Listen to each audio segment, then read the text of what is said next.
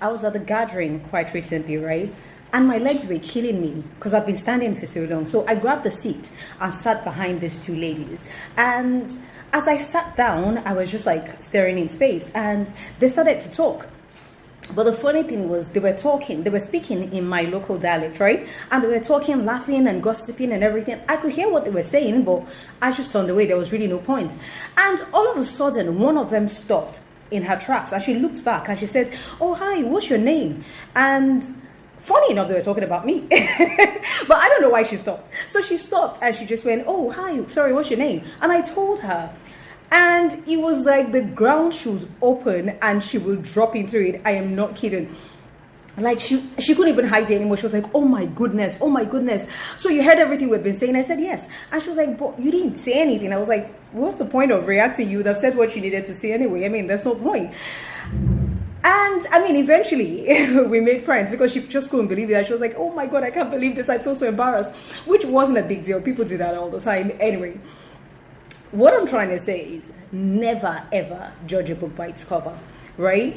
Have you ever bought a book and I mean the cover says something different? It looks like it's going to be maybe interesting or whatever it is, and when you open it and start to read, you realize that it's not even up to par. It's not what is depicted on the cover.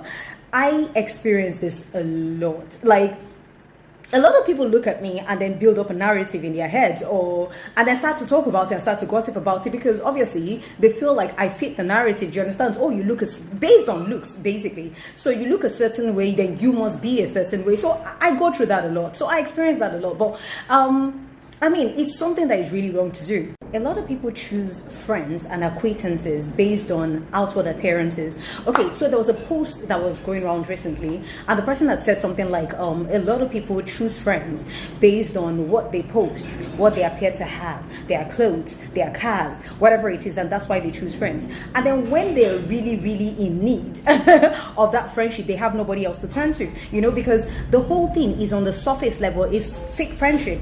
Anyway, I know that they say that choose friends that are on your level, and that's true. That statement is so true, mainly because, you know, if you don't, you're building grounds for envy, for hatred, for backbiting, or whatever it is. Because when somebody feels like they are not up to par, up to your level, they can begin to envy you. So yes, that statement is very true. But however, the fact that two people, for instance, it's an example, the fact that two people we both have 10 cars, we both live in mansions, we live on the same street, does not necessarily mean we're on the same level.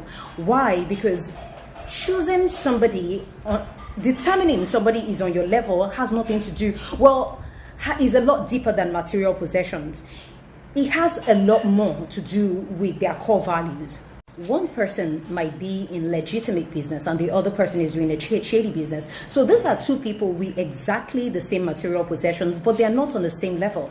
And you could really get yourself in trouble, you know, being around such a person, because you don't know what they do and you don't know when it's going to catch up with them.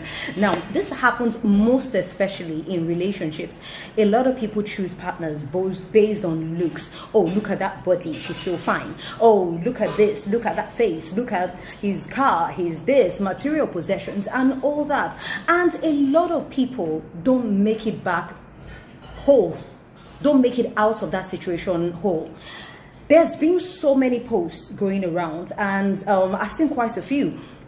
And you see all those young girls that would date all those boys with money or whatever it is. And, you know, they go there one weekend and they don't make it back home. You know, so there's been so many things like that. They were choosing partners based on what they could get out of it, or their looks or whatever it is. And then sometimes, if it doesn't even lead to something as drastic as never making it back home, sometimes a lot of people leave those relationships bruised and battered. And I'm not talking about physically, bruised and battered emotionally, bruised and battered mentally, because you were so hypnotized by the cover of the book that you never bothered to check the content.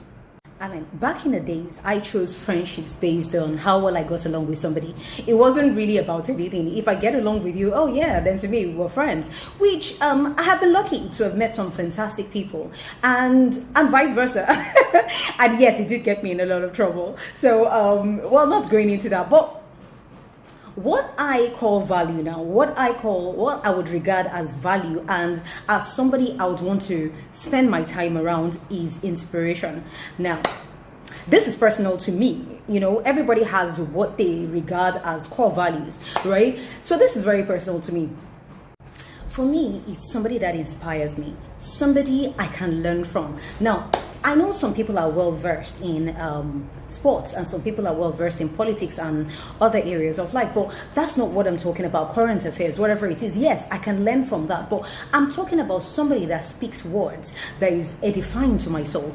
Somebody that looks at life like, I'm not a mundane person, right? And the regular stuff bores me easily, to be honest. So the regular stuff bores me easily. So I like a situation where I feel like I can do something a certain way, but this person does not have a myopic view about life, can help me see things from different angles. Like, you know, and it's not by using big words or anything. Do you understand? Oh, you know, you can do it this way, or you can do it that way. And I'm thinking, why didn't I ever think about that? Somebody that says things that I can hold on to. You know, every day is not Christmas, right? There are days when you feel down. There are days when you're just over it. You know, when you remember something they said, it makes you get up and keep on going. Now, I'm telling you, because for me, that person is like, Rabbi. Rabbi, I will go to learn. I don't care who okay, if for instance, I'm a trillionaire, amen. I'm a trillionaire, I have 200 cars, I live in the best place, I will travel, and this person lives under a rock. I don't care. I will be there every day. I would be like, because as far as I'm looking at the person, I'm learning from the person. Teacher, my rabbi, do you understand? Can I clean your shoes? Can I dust your rock? I'll be there for him. I will cook, clean, dust, just to have that 5 minutes of their presence, 5 minutes to listen to something they have to say. Because for me, like I said, every day is not Christmas. There are days when you're just over it, but when you remember something they said, when you remember, it might just be one word, you get up. But we all get so caught up by wanting to associate with the big names, big this, big that, big, you know, oh, that person is a big name, oh, that person is a big boy, that person is a big girl. We want to associate with that. And truth be told, there's absolutely nothing wrong with that, but the thing is, most of the time we don't even gain anything, and sometimes we're lucky enough we gain maybe contracts, money, but the thing about that money is this: once I spend it, that's the value gone. It's gone, right? Now, the valuable person I want, that I will do anything to be around, is the one that teaches me how to make that money myself and sustain it. Now, that in itself is the real treasure. And you know what they say about treasures, right? Treasures are usually hidden. It's not what is obvious. See, like if you go into a jewelry store, right, you would get to see some diamonds shining and everything all shiny all around. However, the real treasures are in the back. They don't display that. So treasures are usually hidden. The valuable things are hidden. They're not the so obvious ones. Now, let's take a good example from the Christian religion, from the Bible.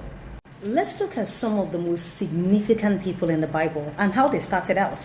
So, my first example is Moses. Moses became a spokesperson for God. Now, Moses was actually a stammerer. Now, you will think if God is choosing a spokesperson, he would choose someone that is eloquent, someone that is well put together. So even Moses did not trust himself. He had to tell God, like, I'm a stammerer. Like, how am I going to do this? And God said, don't worry, your brother will help you. But Moses was a stammerer, but he went on to become a spokesperson for God. Looking at him from the outside, you will think, why would anybody pick this person to be a spokesperson for anyone? Let's look at Joseph. Sold into slavery, went to prison. Now, normally when people hear that, oh, that person went to prison, everybody's running the other way. This man went on to become the second in command in the entire Egypt, second to Pharaoh. Now, normally people would have thought, what good can ever come out of this person? Sold into slavery, went to prison, Who wants to associate with such a person? Nobody. He went on to become the second in command in all of Egypt.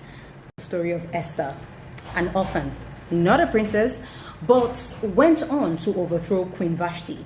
Now, this woman single-handedly averted destruction for the Jews. When Haman was trying to kill the Jews because of her uncle Mordecai, she risked her life by going to see the king, which you're not supposed to just go, except he's holding out his scepter or something. Anyway, she risked her life and she did it and sought freedom for her people. Now, looking at her from the outside, you would have thought, oh, she's an orphan. She has nobody to defend her. She's this, she's that. Who did she have to defend her eventually? The king. Let's talk about David, right? Now, David, the youngest son, a little shepherd's boy. Now, Prophet Samuel came to his father's house and said, oh, well, God has chosen a king from this family. And his father, Jesse, brought out all David's brothers and paraded them because they were big, they were good looking and everything. So he paraded them that, yeah, well, it's got to be one of these ones. Yeah. And then the prophet kind of looked at all of them and said, no, do you have any more sons? And he was like, yeah, it's the youngest one, David. He's a shepherd's boy. He's gone out into the farm to chase sheep or something. He's gone somewhere, whatever it is. And they said, well, send for him. And when he came, the prophet said, yes, there he is. He's going to be the king of Israel. Nobody in their right minds would have believed that the youngest son, a lowly shepherd's boy and a harpist, would end up becoming the king. Now, finally, let's talk about Jesus, right? Born in a manger.